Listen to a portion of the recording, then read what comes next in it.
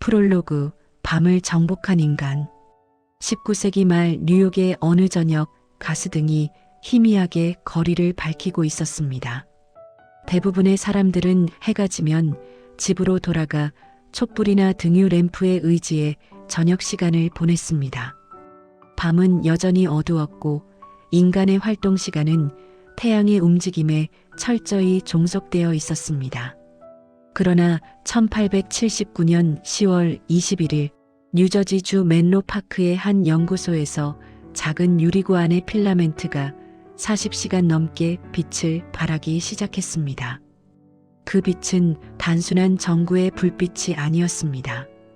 그것은 인류가 자연의 시간표에서 벗어나 스스로의 시간을 만들어내는 순간이었습니다.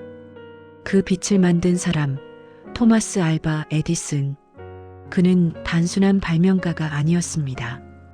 그는 실패를 성공의 재료로 바꾸는 연금술사였고 아이디어를 산업으로 전환시키는 혁명가였으며 무엇보다 끊임없이 시도하는 것에 화신이었습니다. 그의 이야기는 한 개인의 천재성에 관한 것이 아니라 인간의 끈질긴 실험 정신이 어떻게 세상을 바꿀 수 있는지에 관한 증명입니다. 1장, 질문하는 아이, 세상을 향해 눈뜨다. 1847년 2월 11일 오하이오 주 밀란의 한 작은 집에서 토마스 알바 에디슨이 태어났습니다.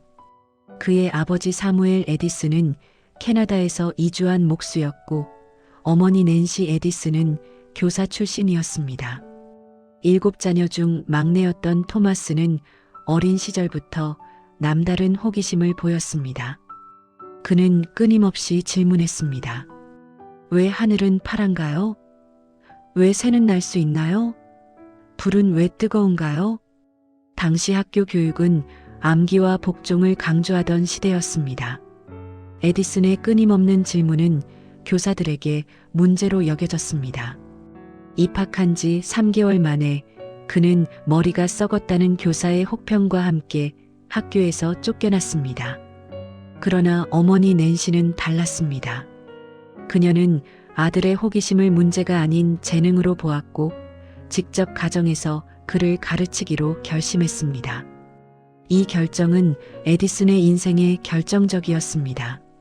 어머니는 그에게 교과서 대신 세익스피어, 빅토르 위고, 과학 백과사전을 읽게 했습니다. 더 중요한 것은 그녀가 아들에게 스스로 배우는 법을 가르쳤다는 점입니다. 에디슨은 후에 이렇게 회고했습니다. 어머니는 나를 만들어주셨다. 그녀는 너무나 확고하고 진실했으며 나를 믿어주셨다. 나는 그녀를 실망시키지 않기 위해 살아온 사람처럼 느껴진다. 12살이 되자 에디슨은 가족의 생계를 돕기 위해 철도에서 일하기 시작했습니다. 그는 기차 안에서 신문과 사탕을 팔았습니다. 하지만 단순히 물건을 파는데 그치지 않았습니다. 그는 빈 화물칸을 실험실로 만들어 화학 실험을 했고 작은 인쇄기를 구해 자신만의 신문을 발행하기도 했습니다. 이 시기 에디슨은 청각을 잃기 시작했습니다. 정확한 원인은 알려지지 않았지만 기차 사고 또는 반복된 중이염이 원인으로 추정됩니다. 하지만 그는 이를 핸디캡이 아닌 장점으로 받아들였다. 소음이 들리지 않으니 집중하기에 더 좋았다고 그는 말했습니다. 이 시기의 경험은 에디슨에게 중요한 교훈을 남겼습니다. 세상은 교실이 아니라 실험실이며 진정한 지식은 책이 아니라 직접 해보는 것에서 나온다는 것을 깨달았습니다.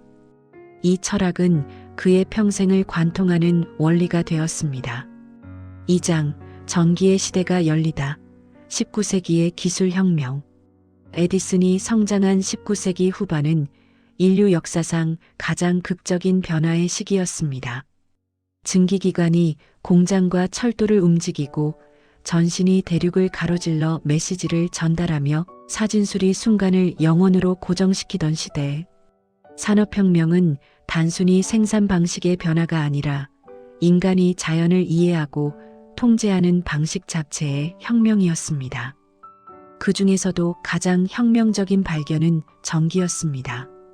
18세기 벤저민 프랭클린의 번개 실험 이후 과학자들은 전기라는 신비한 힘에 매료되었습니다. 1831년 영국의 마이클 패러데이가 전자기 유도 현상을 발견하면서 전기를 실용화할 수 있는 문이 열렸습니다. 1860년대에는 제임스 클러크 맥스웰이 전자기파의 수학적 이론을 완성했습니다. 과학의 기초는 다져졌습니다. 이제 필요한 것은 이 이론을 실생활에 적용할 수 있는 실용주의자였습니다. 당시 사회는 급격한 도시화를 겪고 있었습니다. 공장이 들어서고 사람들이 농촌을 떠나 도시로 몰려들었습니다. 그러나 도시의 밤은 여전히 어두웠습니다. 가스등은 위험했고 비효율적이었습니다. 공장은 낮 시간에만 가동되었고 생산성은 자연광에 제한되었습니다. 전기 조명은 이론적으로 가능했지만 상용화하기에는 너무나 많은 기술적 장벽이 있었습니다. 바로 이 지점에서 에디슨이 등장했습니다. 그는 순수 과학자가 아니었습니다. 그는 돈을 벌 수 있는 발명, 사람들이 사용할 수 있는 기술에 관심이 있었습니다. 그의 접근 방식은 과학자들과 달랐습니다. 과학자들이 왜 그런가를 묻는다면 에디슨은 어떻게 작동시킬 것인가를 물었습니다. 그는 실험실이 아닌 시장을 바라보는 발명가였습니다. 3장 멘로 파크, 발명의 공장. 1876년 에디슨은 뉴저지주 멘로 파크에 거대한 연구소를 설립했습니다. 이곳은 단순한 개인 실험실이 아니었습니다. 수십 명의 기술자, 화학자, 기계공, 유리세공사들이 함께 일하는 조직화된 연구시설이었습니다. 에디슨은 이곳을 발명 공장이라고 불렀습니다. 그의 목표는 명확했습니다. 10일마다 작은 발명 하나, 6개월마다 큰 발명 하나를 만들어내는 것이었습니다. 이 접근 방식은 혁명적이었습니다. 이전까지 발명은 개인 천재의 고독한 작업으로 여겨졌습니다. 하지만 에디슨은 발명을 산업화했습니다. 그는 팀워크, 분업, 체계적 실험을 통해 혁신의 속도를 극적으로 높였습니다. 오늘날 우리가 당연하게 여기는 연구개발 부서의 개념은 바로 멘로 파크에서 시작되었습니다. 1877년 멘로 파크에서 첫 번째 대성공이 나왔습니다. 축음기였습니다. 에디슨이 메리는 작은 양을 키웠네라고 녹음한 목소리가 기계에서 재생되었을 때 조수들은 마법을 본 것처럼 놀랐습니다. 인류 역사상 처음으로 소리가 기록되고 재생된 순간이었습니다. 이 발명으로 에디슨은 멘로 파크의 마법사라는 별명을 얻었습니다. 하지만 에디슨의 가장 위대한 도전은 아직 시작되지 않았습니다. 그것은 바로 전구였습니다. 4장 빛을 향한 1만 번의 시도. 전구의 기본 원리는 간단했습니다. 전류를 금속이나 탄소 필라멘트에 흘려보내면 저항으로 인해 열이 발생하고 빛이 납니다. 문제는 지속 시간이었습니다. 당시 개발된 전구들은 몇 분, 길어야 몇 시간만 빛을 발하다가 꺼졌습니다. 필라멘트가 타버리거나 끊어졌기 때문입니다. 에디슨은 이 문제에 정면으로 도전했습니다. 그는 수천 가지의 재료를 실험했습니다. 백금, 니켈, 크롬부터 시작해서 면사, 종이, 코코넛 섬유, 낚싯줄까지 각각의 재료를 전구에 넣고 불을 켜고 얼마나 오래 지속되는지 기록했습니다. 실패가 반복되었습니다. 몇 분, 몇 시간, 때로는 몇 초 만에 꺼지는 전구들. 하지만 에디슨은 멈추지 않았습니다. 그의 유명한 말이 이 시기에 나왔습니다. 나는 실패한 적이 없다. 단지 작동하지 않는 1만 가지 방법을 발견했을 뿐이다. 이것은 단순한 낙관이 아니었습니다. 그것은 실패를 데이터로 보는 과학적 태도였습니다. 각각의 실패는 이것은 안 된다는 정보를 제공했고, 그 정보가 축적되면서 무엇이 될 수 있는가의 범위가 좁혀졌습니다. 1879년 10월 에디슨은 일본산 대나무 섬유로 만든 탄화 필라멘트를 시험했습니다. 전구에 불이 켜졌습니다. 1시간, 2시간, 10시간, 40시간이 넘도록 빛이 꺼지지 않았습니다. 드디어 실용적인 전구가 탄생한 것입니다. 하지만 에디슨은 여기서 멈추지 않았습니다. 전구를 발명하는 것과 그것을 사람들의 집에 보급하는 것은 완전히 다른 문제였습니다. 전구가 작동하려면 전력 공급 시스템이 필요했습니다. 발전소, 송전선, 스위치, 퓨즈, 전체 인프라를 구축해야 했습니다. 1882년 에디슨은 뉴욕 맨해튼에 최초의 상업용 발전소인 펄 스트리트 발전소를 건설했습니다. 이 발전소는 직류 전기를 생산해 주변 지역에 공급했습니다. 처음에는 59명의 고객에게만 전력을 공급했지만 곧 수백, 수천 명으로 확대되었습니다. 맨해튼의 밤거리가 전등으로 밝아지기 시작했습니다. 사람들은 밤에도 책을 읽고 일하고 산책할 수 있게 되었습니다. 24시간 사회의 시작이었습니다. 5장 전류전쟁, 이념과 기술의 충돌. 에디슨의 직류 시스템은 효과적이었지만 한계가 있었습니다. 직류는 먼 거리를 전송할 수 없었습니다.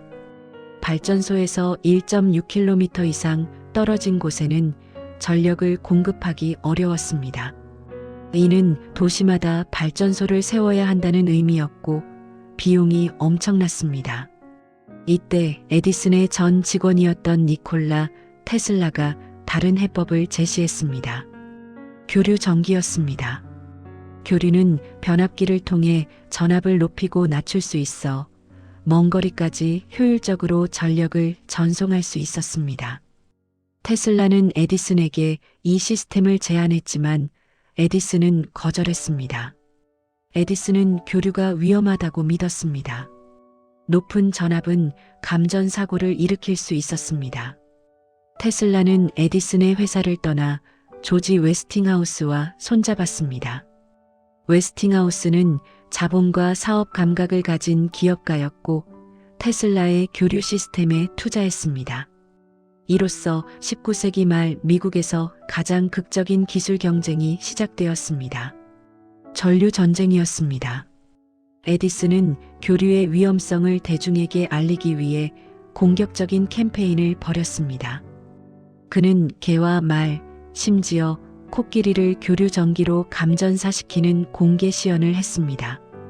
그는 교류 전기를 이용한 전기의자를 사형 집행 도구로 추천하기도 했습니다. 이 모든 것은 교류는 위험하다는 메시지를 전달하기 위함이었습니다. 그러나 기술적 현실은 교류의 손을 들어주었습니다.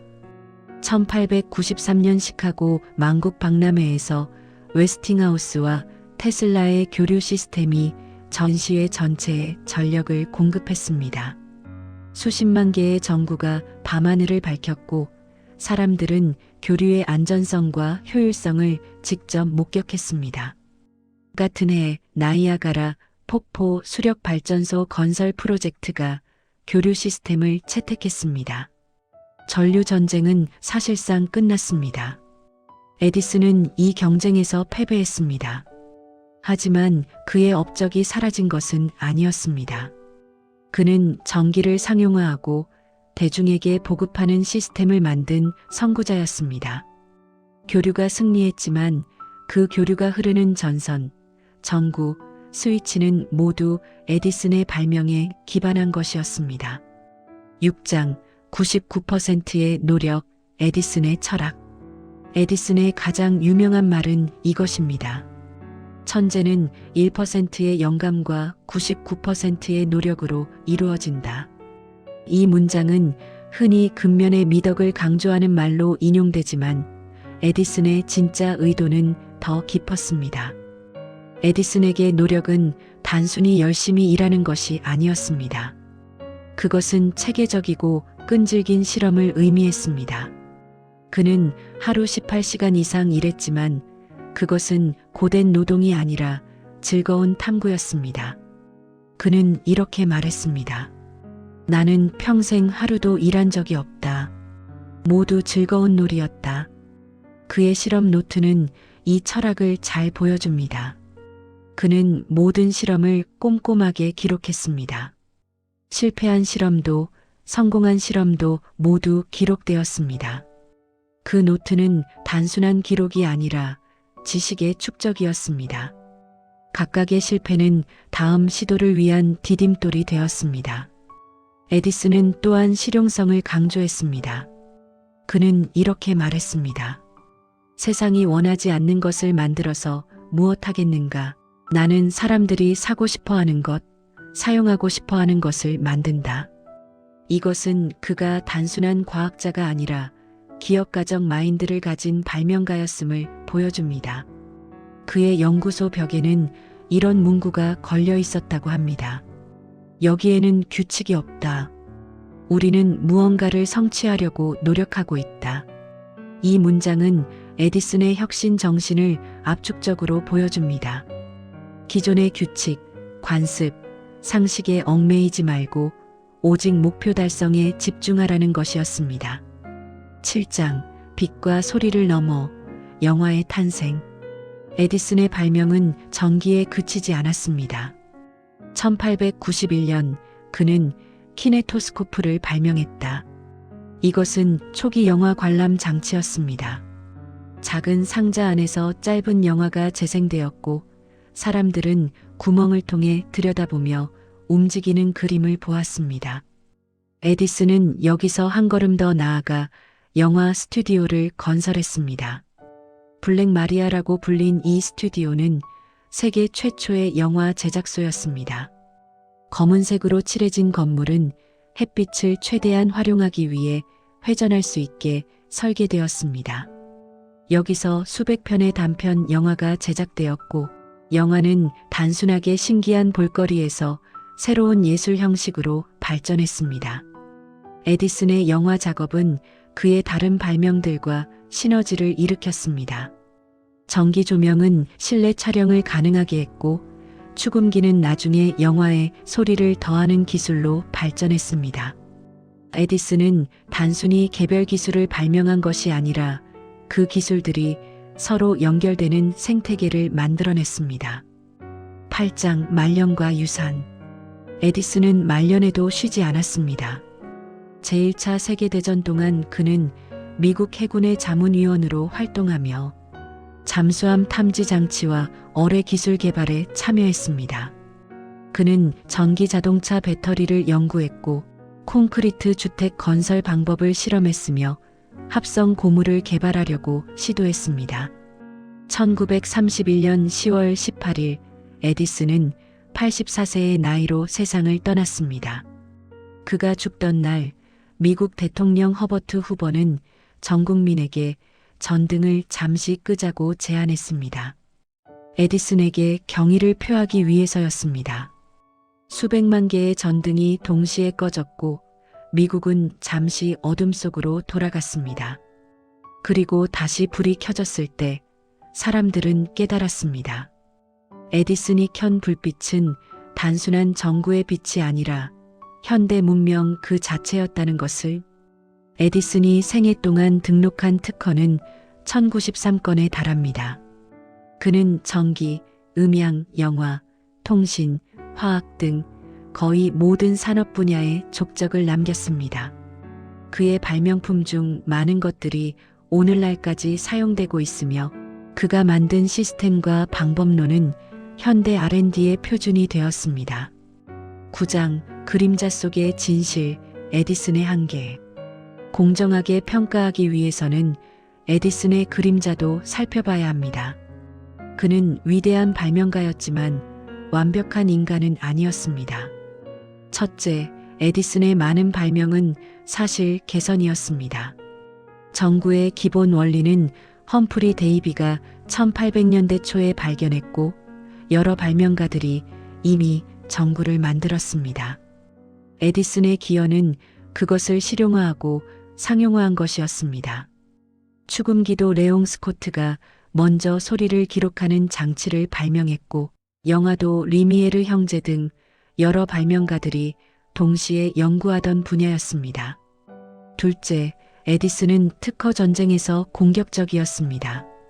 그는 자신의 특허를 지키기 위해 수많은 소송을 벌였고, 때로는 다른 발명가들의 아이디어를 자신의 것으로 만들었다는 비난을 받았습니다.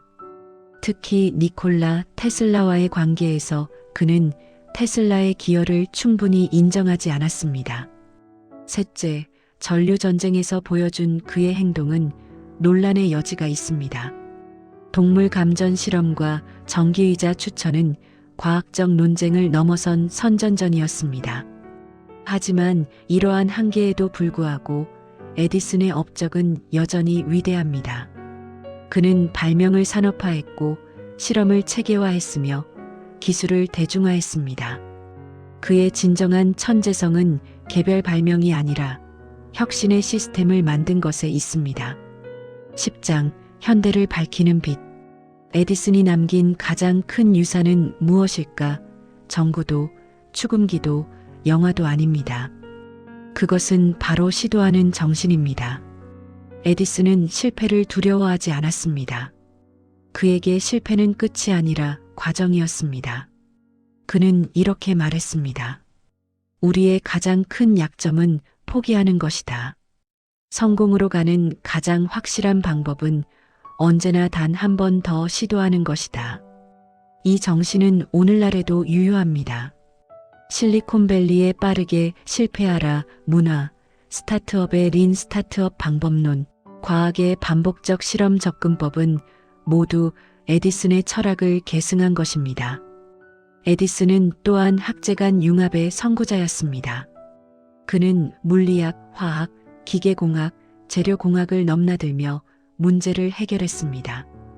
오늘날 가장 혁신적인 돌파구들이 서로 다른 분야의 융합에서 나오는 것처럼 에디슨도 경계를 넘나드는 사고를 했습니다. 그의 발명 공장 개념은 현대 기업의 R&D 센터로 진화했습니다. 구글, 애플, 테슬라 같은 기업들이 거대한 연구시설에 다양한 전문가들을 모아 혁신을 추구하는 방식은 맨로 파크의 직계 후손입니다. 에디슨의 실용주의도 중요한 교훈을 줍니다. 그는 이론을 위한 이론에 관심이 없었습니다. 그가 묻는 질문은 언제나 이것이 사람들에게 어떤 도움이 되는가? 였습니다.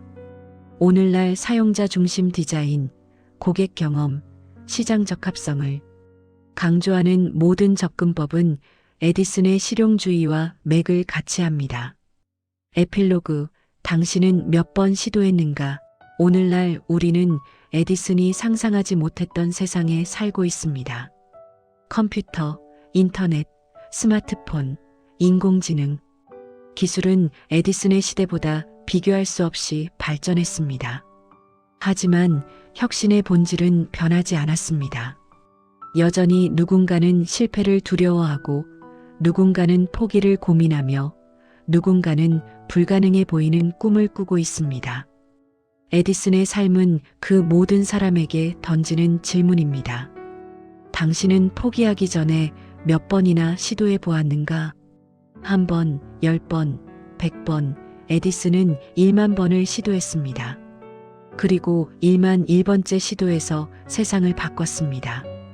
오늘 밤 전등 스위치를 켤 때 잠시 멈춰서 생각해 보자. 이 빛이 얼마나 많은 실패 위에 세워진 것인지를, 그리고 당신이 지금 도전하고 있는 그 무엇이 어쩌면 미래의 누군가에게는 에디슨의 전구처럼 세상을 밝히는 빛이 될 수 있다는 것을. 에디슨은 말했습니다. 천재는 1%의 영감과 99%의 노력으로 이루어진다. 그렇다면 우리 모두는 이미 1%를 가지고 있습니다. 문제는 나머지 99%를 투자할 용기가 있느냐는 것입니다.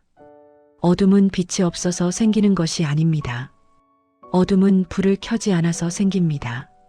에디슨은 불을 켰습니다. 수천 번 실패하고 비난받고 의심받으면서도 그는 불을 켜는 시도를 멈추지 않았습니다. 그리고 마침내 세상을 밝혔습니다. 이제 질문은 우리에게 돌아옵니다. 우리는 어떤 어둠 속에 서 있는가? 그리고 그 어둠을 밝힐 불을 켜기 위해 우리는 몇 번이나 시도할 준비가 되어 있는가? 토마스 알바 에디슨. 그는 전구를 발명한 사람이 아닙니다. 그는 포기하지 않는 법을 발명한 사람입니다. 그리고 그 발명은 오늘도 여전히 세상 어딘가에서 도전하는 모든 사람의 가슴 속에서 빛나고 있습니다.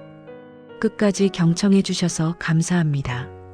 구독과 좋아요는 제작하는데 큰 힘이 됩니다.